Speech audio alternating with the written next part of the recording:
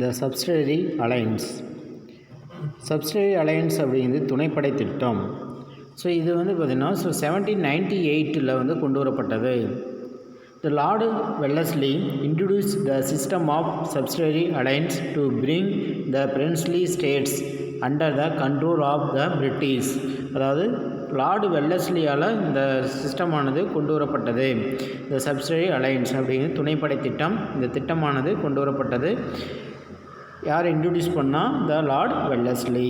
To bring எதுக்காக கொண்டு வந்தாங்க அப்படின்னா, to bring the princely states under the control of the British. பிரிட்டிஷ்கிட்ட கட்டுப்பாட்டில் கொண்டு வருவதற்காக, பிரிட்டிஷ்காரர்களுடைய கட்டுப்பாட்டில் இந்திய பிரின்ஸ்லி ஸ்டேட்ஸ் வந்து கொண்டு வருவதற்காக இந்த திட்டம் வந்து கொண்டு வரப்பட்டது.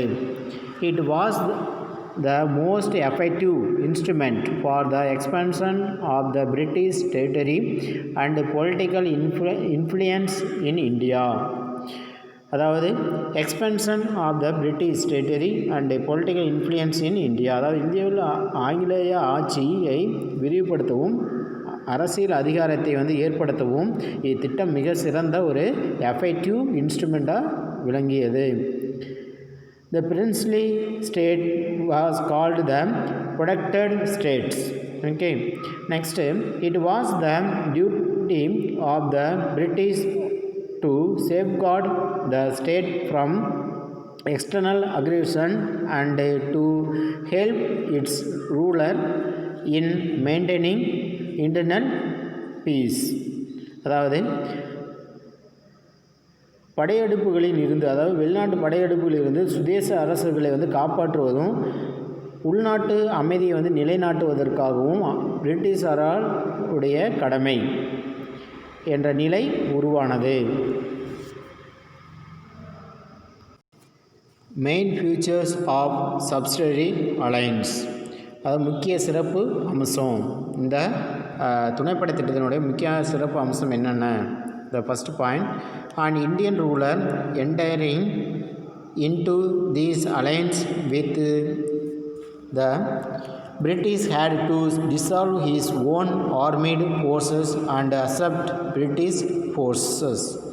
அதாவது இத்திட்டத்தில் இனியும் இந்திய அரசர் தன்னுடைய படையை வந்து கலைத்துவிட்டு ஆங்கிலேயரின் படையை ஏற்றுக்கொள்ள வேண்டும். Second, the British resident would stay in his capital. சுதேச அரசின் தலைமையகத்தின் ஆங்கிலேயரின் பிரதிநிதி ஒருவர் இருப்பார். Next, towards the maintenance charges of the army had should make annual payments or seized some territory permanently to the company. அதாவது ஆங்கிலேயரின் படையை வந்து பராமரிக்கவும் படை வீரர்களின் ஆண்டு சம்பளம் வழங்குவதற்காகவும் நிரந்தரமாக சில பகுதிகளை அரசர் ஆங்கிலேயருக்கு வழங்க வேண்டும். Next, all the non English European officers should be turned out of his state.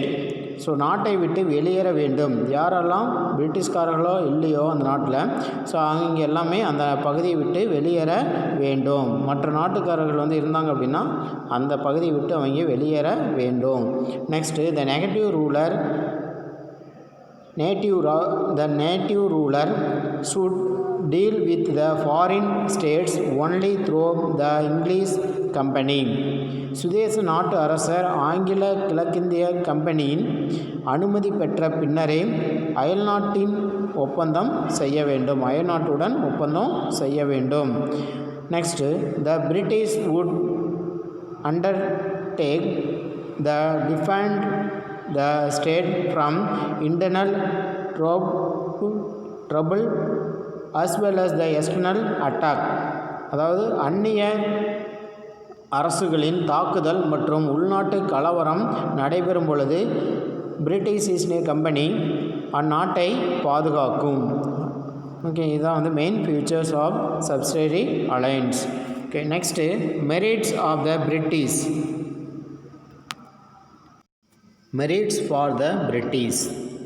So இந்த திட்டத்தினால் பிரிட்டிஷ்காரர்கள் வந்து எந்த மாதிரி மெரிட்ஸ் வந்து அடைந்தாங்க அப்படின்னு சொல்லி கொடுத்துருவாங்க. the 4 points. First point, the British company maintained a large army at the expense of the Indian rulers. அதாவது இந்தியன்ஸோடைய ரூலர்ஸுடைய செலவிலேயே தன்னுடைய படைகளை வந்து பராமரித்து கொண்டது British. Second, all Frenchmen in the service of native rulers were dismissed and the danger of French revival was completely eliminated. அதாவது முழுவதும் வந்து பார்த்தீங்கன்னா நீக்கப்பட்டது. அதாவது சுதேச அரசர்களின் பணியில் இருந்த அனைத்து பிரெஞ்சுக்காரர்களும் நீக்கப்பட்டன. பிரெஞ்சுக்காரர்கள் வந்து இந்தியாவில் மீண்டும் எழுச்சி பெறும் அபாயம் முற்றிலும் நீங்கியது. Third point, the British company began to control the foreign policy of the Princely state. அதாவது ஃபாரின் பாலிசி வந்து தன்னுடைய கட்டுப்பாட்டில் வைத்திருந்தது. கம்பெனி சுதேச அரசுகளின் வெளியுறவு கொள்கையினை தன் கட்டுப்பாட்டில் வைத்திருந்தது. Next, fourth point, Wellesley's diplomacy made the British the prominent power in India. He transformed the British Empire in India into the British Empire of India. அதாவது வெல்லஸ்லி பிரபுவின் ராஜதந்திர முயற்சி ஆங்கிலேயரை இந்தியாவில் தலையாய சக்தியாக மாற்றியது. இவர் இந்தியாவில் ஆங்கிலேய பேரரசு என்பதை இந்தியாவின் ஆங்கில பேரரசு என்று மாற்றினார். Defects of the princely state.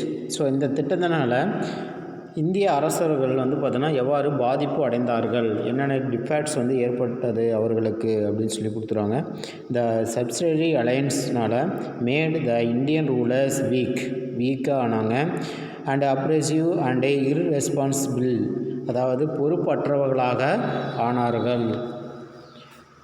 Next, the protected by the British arm, they neglected their duty towards their subjects and even exploited them. அதாவது பிரிட்டிஷ் கம்பெனியால் பாதுகாக்கப்பட்ட அரசர்கள் தங்கள் குடிமக்களுக்கு ஆற்ற வேண்டிய கடமைகளை மறந்து அவர்களை சுரண்டினார்கள்.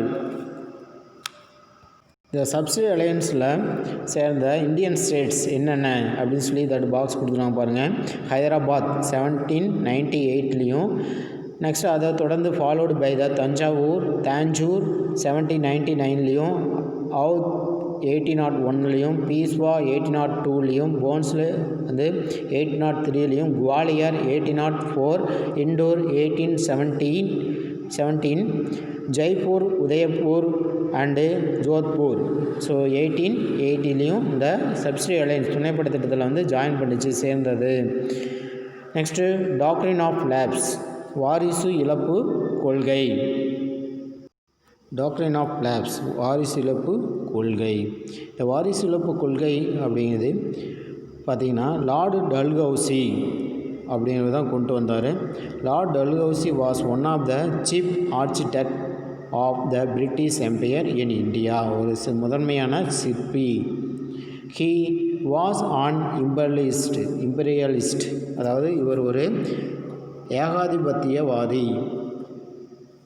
He adopted a new policy known as the doctrine of lapse, ஒரு புதிய பாலிசி வந்து அடாப்ட் பண்ணார், டாக்ட்ரின் ஆஃப் லேப்ஸ் அப்படிங்கிறது. டு எக்ஸ்டெண்ட் பிரிட்டிஷ் எம்பையர், இதனால் வந்து பார்த்தீங்கன்னா தன்னுடைய பேரரசை வந்து விரிவுபடுத்தினார்.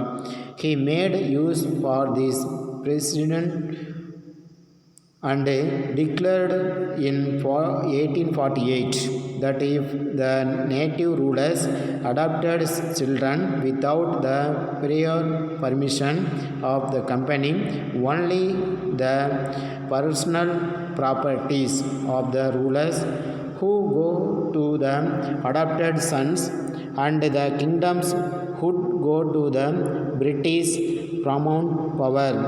This principle was called the doctrine of lapse. It was bitterly opposed by the Indians, and it was one of the root causes for the Great Revolt of 1857. அதாவது ஆங்கில பேரரசை விரிவுபடுத்துவதற்காக அவர் வாரிசு இழப்பு கொள்கையை என்ற புதிய கொள்கையை கொண்டு வந்தார்.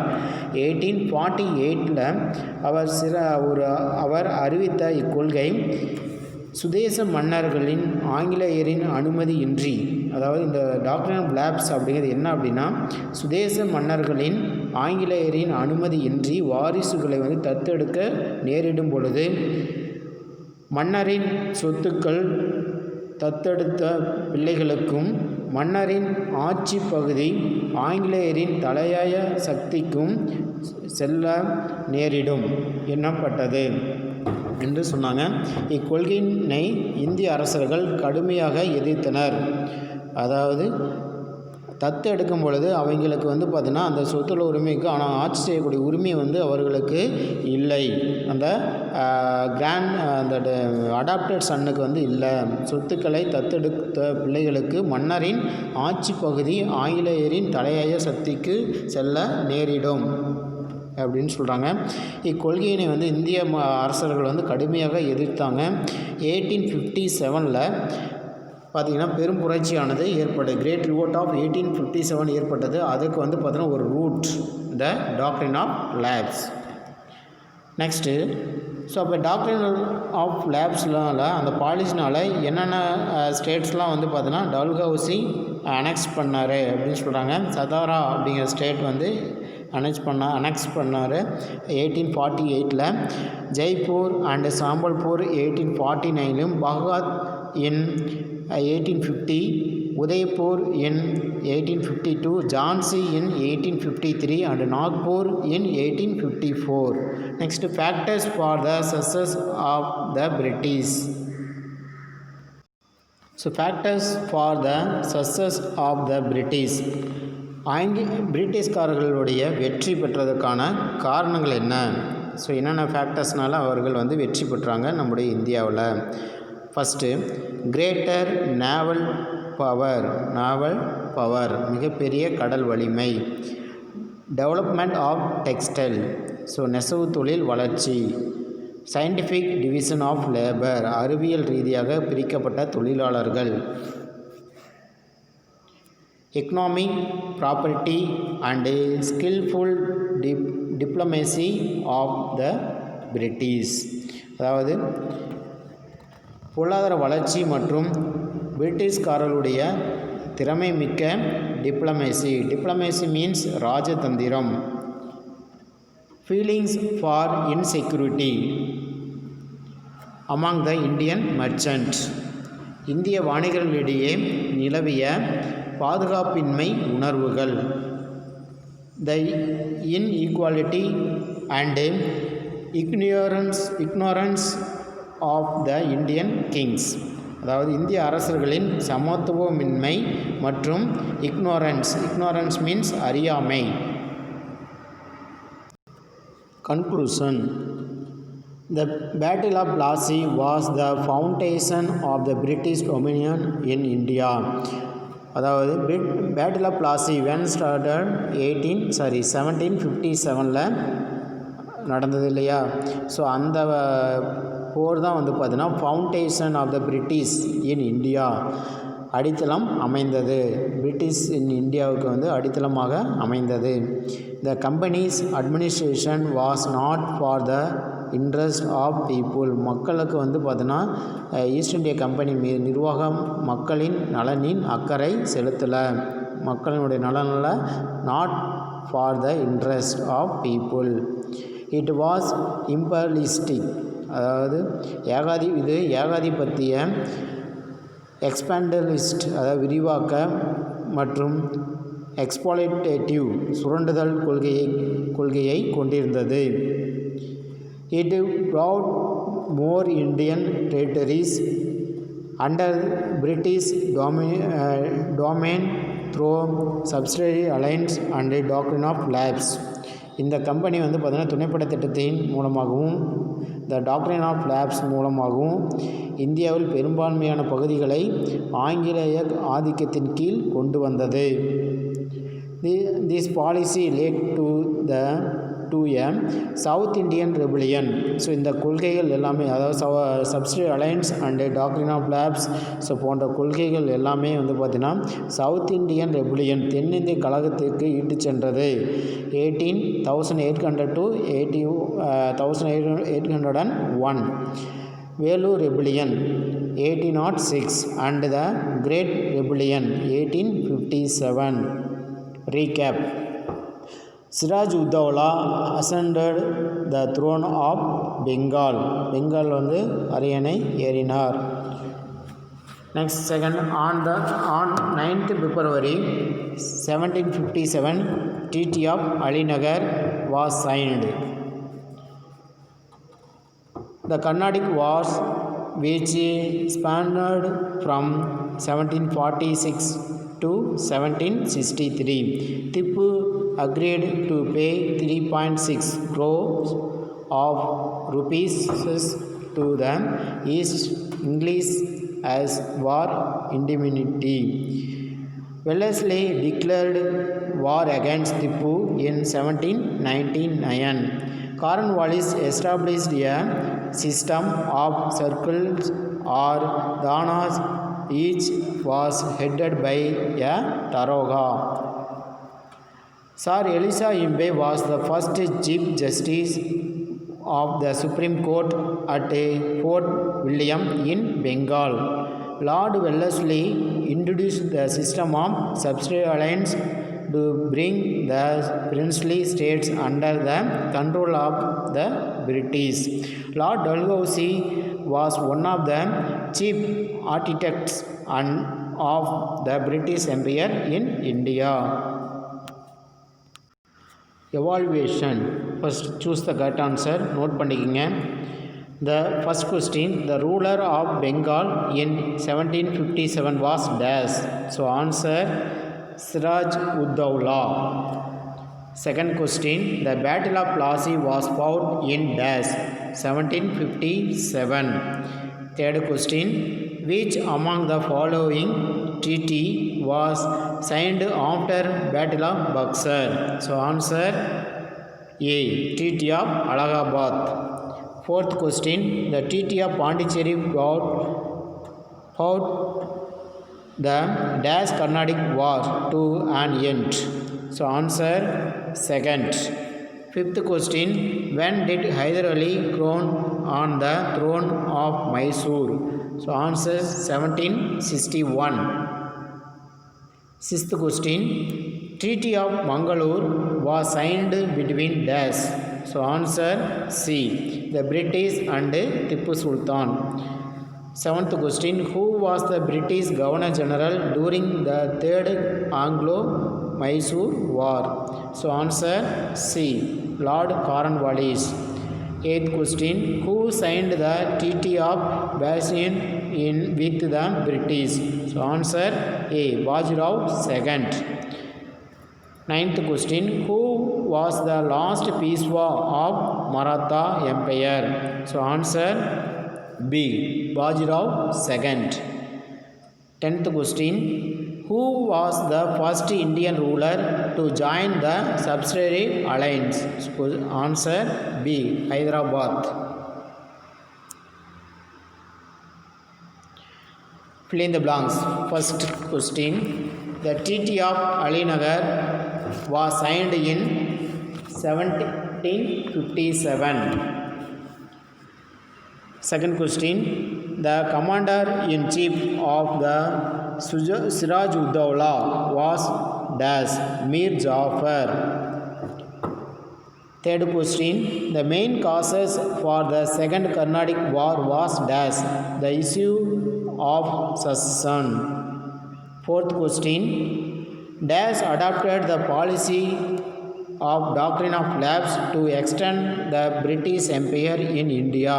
So answer Lord Dalhousie. Fifth question, Tipu Sultan was finally defeated at the hand of dash Arthur Wellesley. After the death of Tipu Sultan, Mysore was then handed over to Krishna Raja Wodeyar. Seventh question. In 1800, Dash established a college at Fort William in Calcutta. So answer Lord Wellesley. Match the following. First question. Treaty of Al-La-Chapelle. Answer First Carnatic War. Second, Treaty of Salbai. So answer First Maratha War. Third, Treaty of Paris. Third, Mysore War. Treaty of Srirangapattinam. Third, Anglo-Mysore War. Fifth question, Treaty of Madras. First Anglo-Mysore War. State next Roman 4. State true or false. First question. After the death of Alivardi Khan, Siraj-ud-Dowla ascended the throne of Bengal. So answer true. Second, Hector Munro led the British force in the Battle of Plassey. Answer false. Third question. The outbreak of the Austrian War of Succession in Europe was led to Second Carnatic War in India. So answer false.